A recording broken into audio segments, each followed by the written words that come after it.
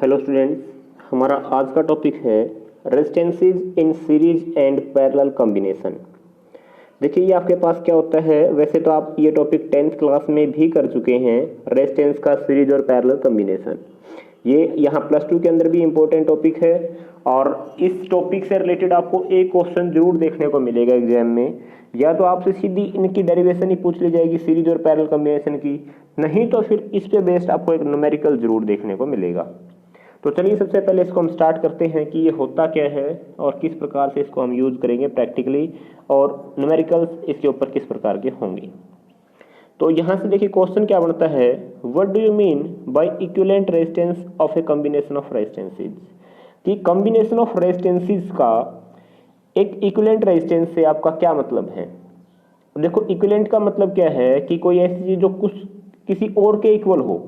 जैसे मान लो हम दो रेजिस्टेंस को इकट्ठा जोड़ते हैं, सीरीज में जोड़ते हैं या पैरेलल में, उनकी वैल्यू के बराबर हम कोई एक रेजिस्टेंस रख दें तो ये एक हमारा क्या हो जाता है, इन दोनों के इक्विवेलेंट है। मतलब जो इन दोनों की वैल्यू होती थी ओवरऑल इस अकेले की भी वही वैल्यू है, तो इसको हम बोलते हैं इक्विवेलेंट रेजिस्टेंस।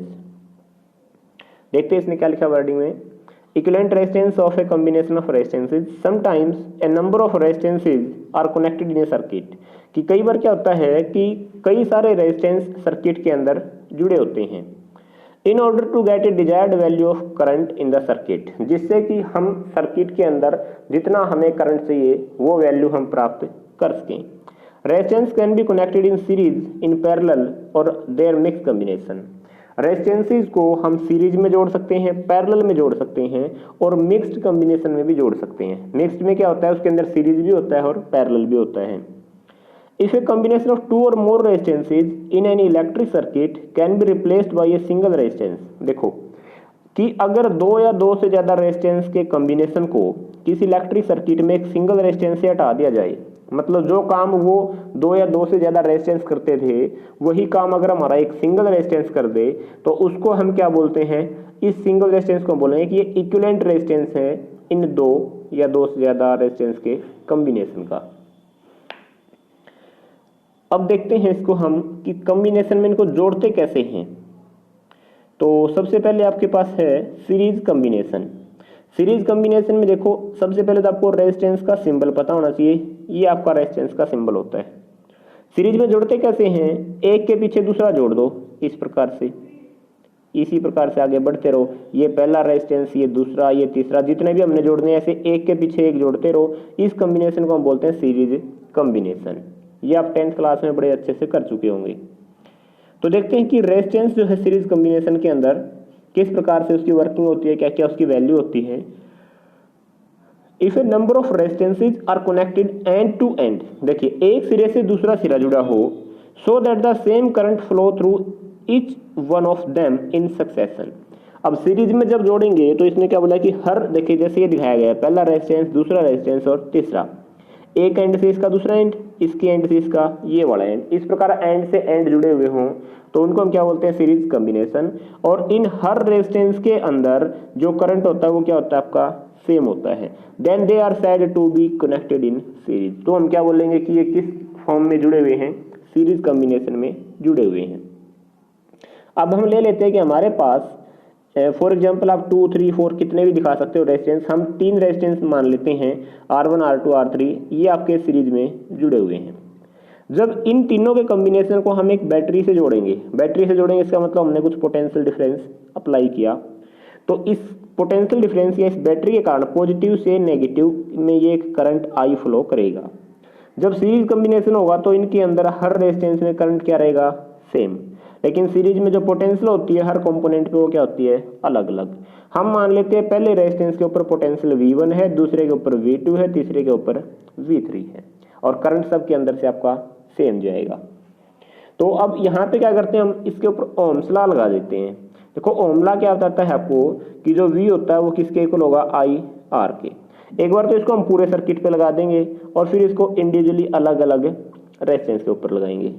तो देखो हम पहले V की वैल्यू निकाल देते हैं तीनों रेजिस्टेंस के ऊपर अलग अलग, जो कि हमें पता है सीरीज में सब के ऊपर पोटेंशियल क्या होगी, अलग अलग होगी। तो पोटेंशियल ड्रॉप निकालेंगे तो पहले के ऊपर हमने नाम दे दिया V1। अब किसके बराबर है, I और R के, I तो सेम है सबके अंदर, तो R की जगह क्या आ जाएगा, R1। दूसरे पे आ जाएगा R2, तीसरे पे R3। क्लियर है। अब हम ये मान लेते हैं कि इन तीनों रेजिस्टेंस का जो सीरीज कॉम्बिनेशन है तो इनकी कुछ ना कुछ तो टोटल रेजिस्टेंस की वैल्यू बनती होगी, या तो वो टोटल जो है इन तीनों के जोड़ के इक्वल होगी या कुछ और रिलेशन होगा, उसको हम ये नाम दे देते हैं इनके इक्विवेलेंट रेजिस्टेंस को RS। RS का मतलब रेजिस्टेंस इन सीरीज। तो ये RS हमने निकाला, तो टोटल सर्किट का रेजिस्टेंस कितना बना RS, सर्किट के अंदर से करंट कितना I, पोटेंशियल हमने कितनी लगाई थी V। तो देखो if RS is equivalent resistance of the series combination then V is equal to IRS। Clear है, ये V हमने पोटेंशियल डिफरेंस अप्लाई किया था। अब जो ये V हमने टोटल पोटेंशियल अप्लाई की बैटरी के द्वारा और तीन कंपोनेंट में वो आपकी इस प्रकार से बट गई V1, V2, V3। क्लियर है, तीन कंपोनेंट हमारे लगे हुए थे, तीन रेजिस्टेंस। तो क्या हम ये कह सकते हैं कि जो हमने टोटल पोटेंशियल अप्लाई की है वो इन तीनों के जोड़ के बराबर होगी। क्लियर है, जैसे मान लो कि एक व्यक्ति के पास 100 रुपए हैं, उसने 4 व्यक्तियों को 25-25 रुपए बांट दिए, तो क्या इस 100 को हम इन चारों के 25-25 के जोड़ के बराबर लिख सकते हैं?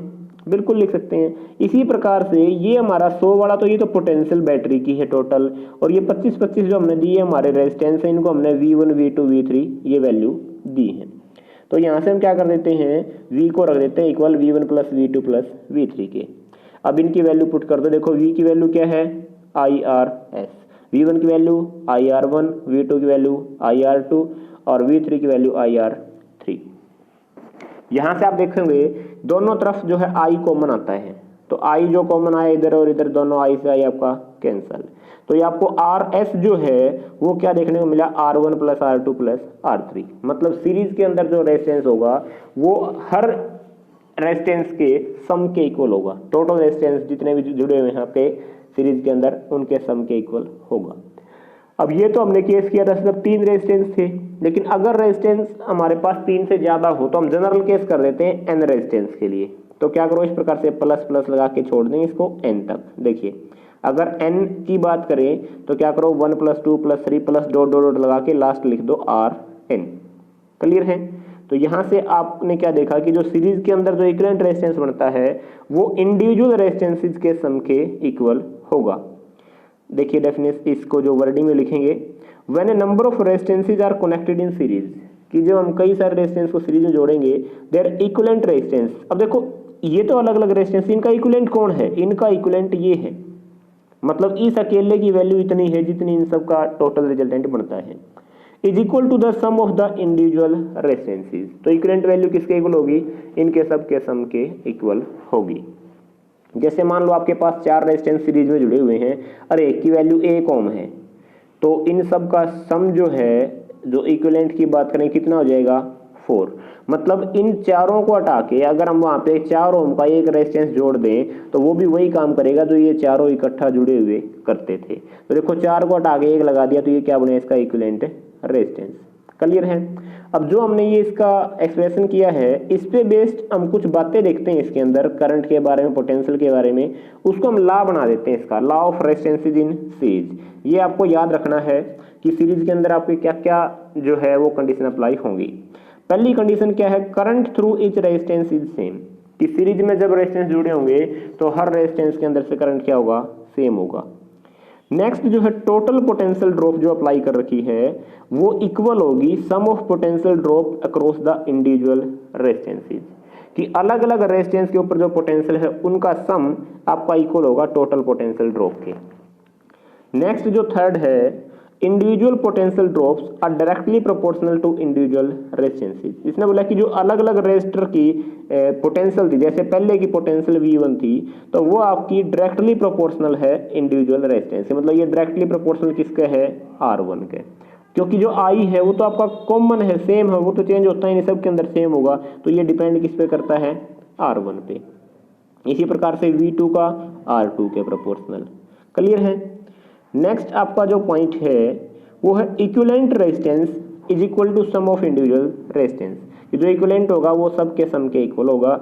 और लास्ट पॉइंट है equivalent resistance is larger than the largest individual resistance, कि जो इक्विवेलेंट रेजिस्टेंस आएगा वो इंडिविजुअल रेजिस्टेंस में जो सबसे बड़ा है उससे भी बड़ा होगा। जैसे मान लो एक रेजिस्टेंस 1 ओम का एक 2 का, एक 3 का। अब ना ये 3 जोड़े थे, इक्विवेलेंट की वैल्यू कितनी है आर एस। तो देखो इंडिविजुअल तो ये थे पहला, दूसरा, तीसरा, इंडिविजुअल में बड़े से बड़े की वैल्यू कितनी 3, लेकिन जो इक्विवेलेंट बने उसकी वैल्यू कितनी, देखो 3 2 5 और 1 6। तो जो इक्विवेलेंट रेजिस्टेंस होगा वो इंडिविजुअल में जो बड़े से बड़ा है ना उससे भी बड़ी वैल्यू रखेगा, मतलब टोटल सम के इक्वल वैल्यू रखेगा। ये आपका था सीरीज कॉम्बिनेशन, इंपॉर्टेंट है, इसका आपने एक्सप्रेशन भी करना है और ये पूरी वर्डिंग भी याद रखनी है। इस पे बेस्ड हम न्यूमेरिकल्स भी करेंगे और जो नेक्स्ट है आपका पैरेलल कॉम्बिनेशन वो हम करेंगे नेक्स्ट क्लास में। Thank you.